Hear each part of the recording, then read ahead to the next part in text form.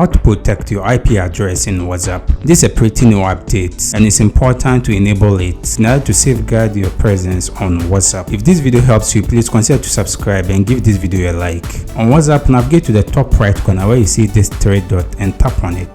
Then proceed to scroll down until you locate settings. Among the list of menus here, continue to tap on privacy. This will land on an interface like this. Proceed to scroll down until you locate advanced. Then under advanced, you could see protect IP address in calls. Proceed to tap on it. As you correctly see, under protect IP address in calls is to make it harder for people to infer your location calls on this device. So if you want to make it harder for hackers or anyone to track you, all you have to do is to proceed to toggle this on. You should, however, be aware that this will reduce call quality. If you have any question, you can leave it in the comment section. I'll do my best to attend to you. If you enjoyed this video, consider check out our next video. See you in the next video.